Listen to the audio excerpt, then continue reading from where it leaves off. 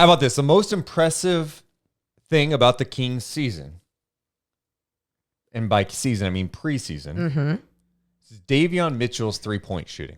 Truth or trash? I like this one. So I'm going to go with truth. And the reason why I'm going with truth is because we heard headed, out of the draft, like, oh, his percentage at Baylor, shooting, he's doing great, whatever. Then we see it in Vegas and we're like, oh shit, he can actually shoot a little more than we even expected. Then you're in this preseason and you're going up against NBA caliber guys for the most part, for most of the minutes, and he's shooting well.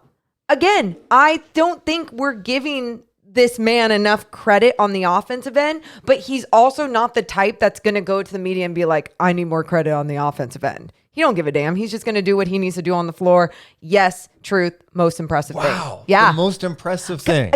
Only because I can't think of what would be more impressive than that. I'm going to say truth as well. Oh. And then you're with me. I knew his defense. Well, I just didn't think it was going to be a no doubt about it for you. But his defense is just as good as advertised. I think it's been fun for me to see him get switched on to other guys, as we've detailed, seeing him on a couple possessions against the Clippers getting switched on to Paul George. And then, that last game in Portland got switched on to Larry Nance. And you're like, wow, he held his own.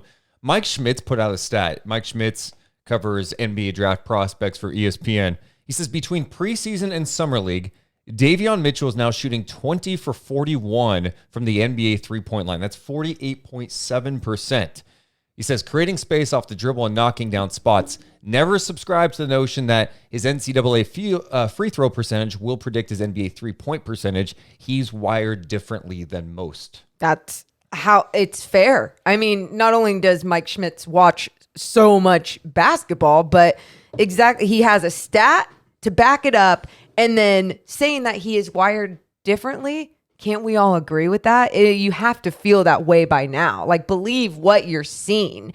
And I'm excited for his three-point shot this season, especially because everything that's been going on with Buddy Hield almost being traded to the Lakers. Who knows what they're going to do before the trade deadline.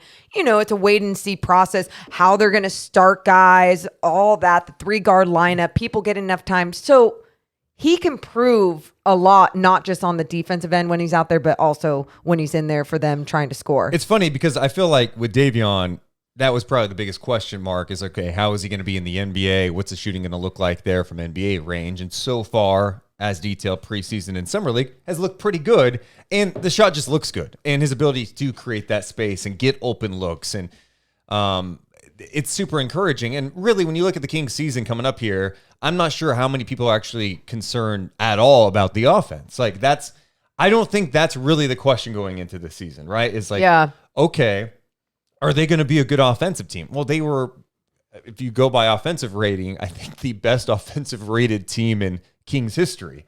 Now, we all know, I'm sorry, maybe I'm an old man here, but I can go back about 20 years and say, there was a Kings team in the early 2000s that was pretty elite. Now, obviously, a different game, pace, different era, three-point shooting, totally different game at that point. But the Kings offense is going to be good this year. The biggest question that we have is, will the defense be improved? I think that's what we look at with the Kings is like, okay, is this team that allowed opponents to shoot like just under 40% from three and like 68% at the rim, are they going to be better in those categories? Are they going to be a better rebounding team? And based on some of the pieces that they added, you think the rebounding's there. Now the question is, can they be better defensively, guarding the three-point line? Right.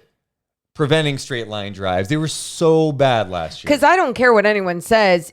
If a team is dominating you, especially on the offensive end, that's still going to deflate your offense. Not only the mentality where you're at mentally, but also because we expect this team, like we saw during some of these garbage time minutes and whatever, they were dominating teams in transition. They were just getting all up in their grill and they're getting the ball out fast. The pace was there and everything. So you're going to have to get those stops against these really good teams and disrupt their shots and get those long rebounds and push it up the floor if you want to be this good team offensively.